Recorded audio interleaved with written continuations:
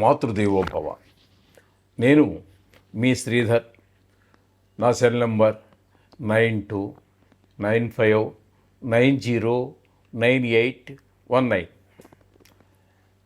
ఇప్పుడు మనము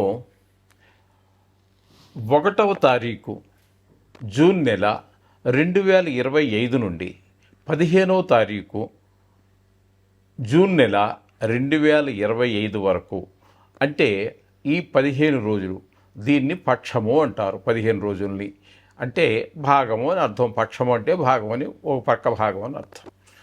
ఒక నెలలో రెండు పక్షాలు ఉంటాయి, 2 భాగాలు చేసినట్టయితే.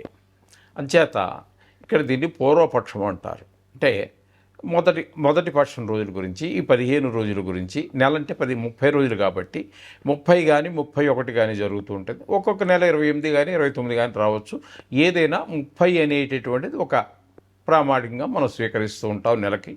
అటువంటి నెలలో సగం 15 రోజులు కాబట్టి ఆ పక్ష ఫలితాలుగా మనం చెప్పుకోవడం జరుగుతుంది, 15 రోజుల యొక్క ఫలితాలని. ఇప్పుడు మనం 1వ తారీఖు నుంచి 15వ తారీఖు జూన్ నెల 2025 వరకు ఈ పక్షంలో, అంటే ఈ 15 రోజుల్లో గోచార ఫలితాలు ద్వాదశ రాశుల వారికి ఎలా ఉంటాయనేది మనం సశాస్త్రీయమైన పద్ధతిలో తెలుసుకోబోతున్నాము. ఇందులో అతిశయోక్తులు కానీ, లేదా మిమ్మల్ని ఇంప్రెస్ చేయాలి, లేకపోతే ఈ హెడ్డింగ్ చూసేసి మీరు ఖచ్చితంగా చదవాలి, నాకు ఇన్ని వ్యూస్ రావాలి, ఇంతమంది సబ్స్క్రైబర్స్ రావాలి అనేటటువంటి ఏ విధమైనటువంటి స్వార్థపూరితమైనటువంటి ఆలోచనే లేదు. మీరు సశాస్త్రీయమైనటువంటి విశ్లేషణ కావాలంటే చూస్తారు, మీకు నచ్చితే సబ్స్క్రైబ్ చేసుకుంటారు. నేను సబ్స్క్రైబ్ చేసుకోవడం కోసం మిమ్మల్ని నేను బతిమాలక్కర్లేదు. ఇలా తప్పుడు తంప్లైన్స్ అంటే హెడ్డింగ్లు పెట్టేటటువంటిది, ఆ హెడ్డింగ్కి లోపలుండే సబ్జెక్టుకి సంబంధం లేనటువంటి విషయాలు ఇందులో చెప్పబడవు. అలాగే కొన్ని గ్రహాలు బాగలేవు, అంత మాత్రాన మిమ్మల్ని భయభ్రాంతులు చేసేసి మీ చేత జపాలకనో హోమాలకనో, లేకపోతే ఏదో మా మిత్రుడు ఒక ఆయన ఈ మధ్యకాలంలో చెప్పాడు, ఒక ఆయన చెప్పాడట అట్లా. ఎందుకంటే ఆయనకి ఏదో కొంచెం కుజిదోషం లాంటిది ఏదో ఉందట. అయితే అతని జాతకం మనకు రాలేదు, కానీ కుజిదోషం ఉందని ఆయన నిర్ధారణ చేశాడు.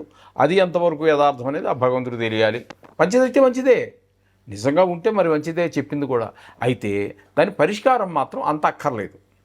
ఎందుకంటే తమిళనాడు వెళ్ళి, తమిళనాడులో సుబ్రహ్మణ్య స్వామికి షణ్ముఖుడు అని పేరు, ఆయనకి ఆరు పుణ్యక్షేత్రాలు పవిత్రమైనటువంటి, చాలా పవిత్రమైనటువంటి 6 పుణ్యక్షేత్రాలు ఉన్నాయి. 4 చూపిస్తున్నాను అనుకో, 6. ఈ 6 పుణ్యక్షేత్రాలని ఒకసారి వెళ్ళి తిరిగేసి అంతర్దర్శనం చేసుకుని రమ్మన్నాడట. ఇది అందరికీ సాధ్యపడుతుందండి. ఒక పేదవాడు ఉన్నాడు, ఒక భాష రానివాడు ఉన్నాడు, చదువుకోనివాడు ఎక్కడ ట్రైన్ ఎక్కాలో, ఎక్కడ ట్రైన్ దిగాలో, ఏ రూట్లో వెళ్ళాలో వాడు అంతా గట్టిగా తిరిగితే ఆంధ్ర మన లేకపోతే తెలంగాణలోనూ పూర్తిగా కూడా తిరిగి ఉన్నటువంటి వ్యక్తి వేరే రాష్ట్రం పోయి ఎక్కడ తిరిగి అతనికి ఆర్థిక పరిస్థితి ఉండాలి కదా. ఇవన్నీ ఆలోచించాలి మనం. ఇవి ఇట్లాంటి భయంకరమైనటువంటి శాస్త్రకారులు ఎప్పుడూ చెప్పలేదు. మనం ఇంటి దగ్గర కూర్చొని చేసుకునేటటువంటిది, లేదా ఇంటి దగ్గరలో ఉన్నటువంటి గుళ్ళోకి వెళ్ళి చేసుకునేటటువంటిది, దాన్ని కూడా ఎక్కువ ధనాన్ని ఖర్చు పెట్టి చేసుకునేటటువంటివి, ఎక్కువ ద్రవ్యం ఖర్చు అవ్వకుండా చేసుకునేటటువంటి విధానాలు అనేక చెప్పబడిన శాస్త్రాల్లో. అట్లాగే అవి ఏవైతే ఉన్నాయో అవి సూక్ష్మంలో మీకు చెప్పడానికి నేను ప్రయత్నం చేస్తాను. డబ్బులు ఉన్నవాళ్ళు ఓకే, సంతోషం, ఖర్చు పెట్టుకోండి, విత్తం కొద్దీ వైభవం, ఓకే. ఇప్పుడు మనము ప్రప్రథమంగా కుంభరాశి వారికి 1వ తారీఖు జూన్ నెల 2025 నుండి 15వ తారీఖు జూన్ నెల 2025 వరకు పక్షం రోజులు గోచార ఫలితాలు ఏ విధంగా ఉంటాయో సశాస్త్రీయమైన పద్ధతులు తెలుసుకునేటటువంటి ప్రయత్నం చేద్దాము. ఇక్కడ కుంభరాశి వారికి రాశిలోనే, జన్మరాశిలోనే రాహుగ్రహ సంచారం జరుగుతోందండి. రాహుగ్రహ సంచారము శుభ ఫలితములను ఇవ్వజాలదు. అంటే చెడు ప్రవర్తన, చెడు దృష్టి, చెడు ఆలోచనలు, చెడు ప్రవర్తన, కఠినంగా మాట్లాడటము అంతా అవే కాకుండా ఈ విషక్రిములు ఉంటాయి కదండి, దోమలు కావచ్చు, బుద్ధింకలు కావచ్చు, బల్లులు కావచ్చు, తేళ్ళు, జెర్రులు, ఇట్లాంటి వాటి వలన కూడా కొన్ని చికాకులు ఏర్పడేటువంటి అవకాశం ఉంటుంది. ఈ విధమైన ఫలితాలన్నీ కూడా జన్మల్లో రాహు వల్ల కలుగుతూ ఉంటాయి. ఇకపోతే వీరికి కుంభరాశి వారికి ఏలినాటి శని ప్రభావం కూడా జరుగుతూ ఉన్నది. అయితే ఇక్కడ ఏలినాటి శని అంటే శని ఎక్కడైతే శని భగవానుడు ఏ రాశిలో ఉన్నాడో దానికి వెనుక రాశిలోను ముందు రాశిలోను ఆ రాశిలోను కూడా మనం తీసుకోవాలి. ఇక్కడ కుంభరాశి వారికి ద్వితీయ స్థానంలో ఉన్నాడు కాబట్టి ద్వితీయ స్థానం అయినటువంటిది వాక్కు ధన కుటుంబ స్థానాలు అంటారు కాబట్టి ధన విషయంలోనే ఇబ్బందులు పెడతాడు, కుటుంబంలోనూ చికాకులు పెడతాడు.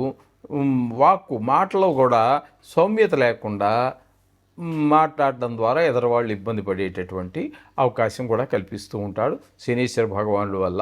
ఈ విధమైన పరిస్థితులన్నీ శని కల్పిస్తూ ఉంటాడు. ఇక తృతీయంలో శుక్ర భగవానుడి యొక్క సంచారం వల్ల అందరి యొక్క సహాయ సహకారాలు అందుతాయి. తద్వారా మీరు దేని గురించో మీకేదో పాటల్లోనో పద్యాల్లోనో మరుదాల్లోనో ఏదో లలిత కళలో మీకు ప్రవేశం ఉంది, దానికి మీరు ఎదగడానికి ఒక వేదిక ఎదుక్కుంటున్నారు, కానీ నాడు దొరకలేదు. ఈ తృతీయ స్థానం అనేటటువంటిది ఈ సహాయానికి సంబంధించినటువంటిది కాబట్టి ఎవరో మహానుభావుడు తగులుతాడు, నీకు నేనున్నారు రావే, నాకు తెలిసిన చాలామంది ఉన్నారు పరిచయం చేస్తానంటాడు, తీసుకెళ్తాడు, వాళ్ళకి పరిచయం చేస్తాడు. తద్వారా మీరు మీ జీవితంలో ఆ రంగంలో మీరు నిలదొక్కుకోవడానికి ఒక కారకుడు అవుతాడు.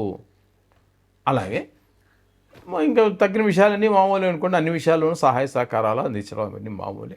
మీకు ఉన్నటువంటి తద్వారా ముందుకు వెళ్ళడానికి ఎవరో ఒక సహాయంతో మీరు కోరుకున్నటువంటి రంగంలో మీరు ముందుకు వెళ్ళడానికి చాలా సహకారం అందిస్తారు. అలాగే షేర్ మార్కెట్లో వారికి, టీవీ రంగంలో వారికి, సినిమా రంగంలో వారికి, సోషల్ మీడియా వారికి అనుకూలమైన ఫలితము ఉంటుంది. అట్లాగే షేర్ మార్కెట్లో పెట్టుబడి పెట్టే వారికి కూడా అనుకూలంగా ప్రభావం మీకు శుక్ర భగవానుడి వల్ల కలుగుతూ ఉన్నది. ఇకపోతే చతుర్థ పంచమ స్థానాలలో రవి యొక్క సంచారం జరుగుతోంది. రవి యొక్క సంచారం 2 స్థానాలలోనూ కూడా శుభప్రదమైనటువంటి ఫలితాలన్నీ అయితే ఏమి ఉండవండి. చాలా సుఖాలు, ఏదో బండి తీద్దాం అనుకున్నా ఏదో ఇబ్బంది పెట్టింది, కారు తీద్దాం అనుకుంటే అది ఇంకో రకం, అందులో ఏదో ఇబ్బంది ఉంది. మొత్తం మీద ఇంట్లో సుఖంగా ఉందామంటే అక్కడ ఏదో నల్లా పాడైందని ఆవిడ చెప్తుంది, కంప్లైంట్ చెప్తుంది, లేకపోతే ఏసీ పాడైపోయింది అంటారు, ఫ్రిడ్జ్ పాడైపోయింది అంటారు, ఏంటి తలనొప్పులన్నీ అనిపిస్తూ ఉంటుంది, చికాకు పుడుతూ ఉంటుంది. ఈ విధమైనవన్నీ సుఖాలు ఉండి కూడా అనుభవించలేనటువంటి పరిస్థితిని రవి 4వ స్థానంలోనూ ఒక్కరోజు మాత్రం పంచమ స్థానంలో పిల్లల్ని ఇబ్బంది పెడుతూ ఉంటాడు. ఈ విధమైనటువంటి పరిస్థితులన్నీ రవి వల్ల కలుగుతున్నాయి. అలాగే బుధుని యొక్క సంచారం కూడా 4, 5 స్థానాలలో సంచారం చేస్తూ ఉన్నారు. 4వ స్థానంలో ఒక 6 రోజులు మాత్రం సంచారం చేస్తూ ఉన్నారు.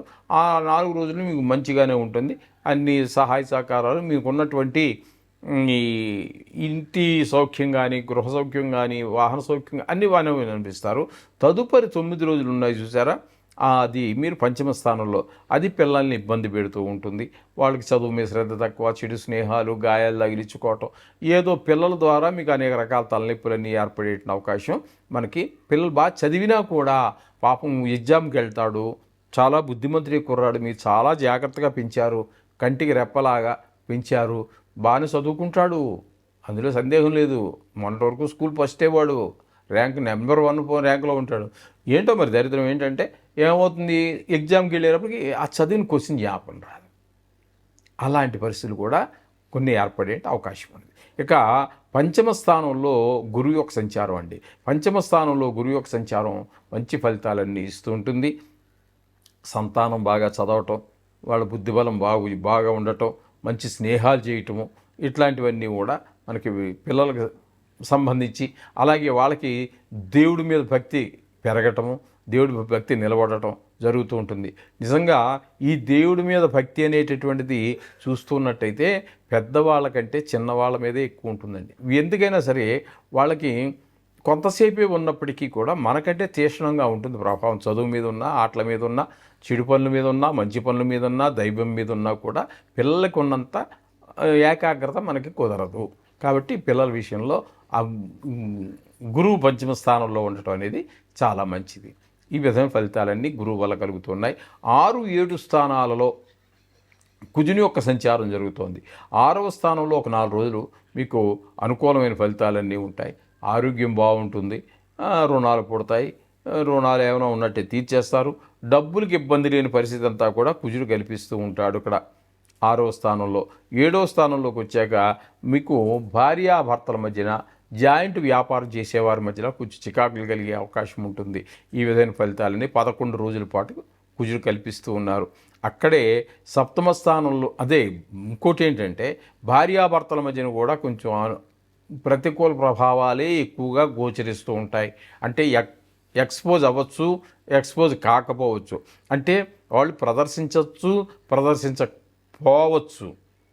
పతివ్రతా నారీమణులు భర్త మీద ప్రతికూల ప్రభావాలు, ప్రతికూల ఆలోచనలు ఉన్నా కూడా వాటిని ప్రదర్శించరండి. అంచేత ఓపికగా వాళ్ళు దిగమింగుకుంటూ ఉండవచ్చు.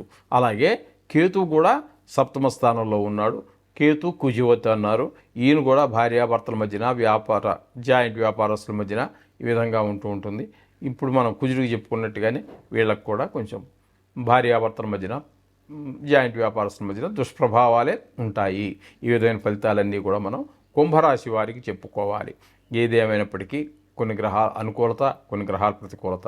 అయితే వీటి నుంచి మీరు కొంచెం తప్పించుకోవడానికి వాటితో పాటుగా ఈ సంకష్టహర చతుర్థి 14వ తారీఖున జరుగుతున్నది కాబట్టి అది కూడా కొంచెం మీరు ఉన్నతికి, మీ గ్రహశాంతికి కొంత ఉపయోగపడవచ్చు. శుభం భూయాత్.